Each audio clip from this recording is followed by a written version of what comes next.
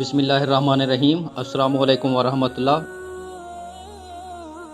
کسی باغ میں ایک کبوتر نے اپنا آشیانہ بنایا ہوا تھا جس میں وہ دن بھر اپنے بچوں کو دانا چگاتا۔ بچوں کے بالوں پر نکل رہے تھے۔ ایک دن کبوتر دانا چونچ میں دبائے باہر سے آیا تو سارے بچوں نے انہیں تشویش سے بتایا کہ اب ہمارے آشیانے کی بربادی کا وقت آ گیا ہے۔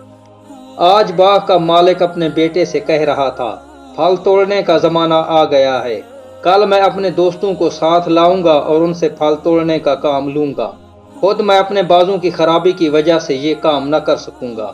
کبوتر نے اپنے بچوں کو تسلی دیتے ہوئے کہا، باغ کا مالک کل اپنے دوستوں کے ساتھ نہیں آئے گا، فکر کرنے کی کوئی بات نہیں۔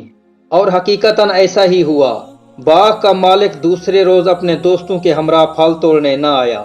کئی روز بعد باغ کا مالک اپنے بیٹے کے ساتھ باغ میں آیا اور کہنے لگا، میں اس دن پھل توڑنے نہ آ سکا کیونکہ میرے دوست وعدے کے باوجود نہ آئے، لیکن میرے دوبارہ کہنے پر انہوں نے پکا وعدہ کیا ہے کہ کل وہ ضرور آئیں گے اور پھل توڑنے باغ میں جائیں گے۔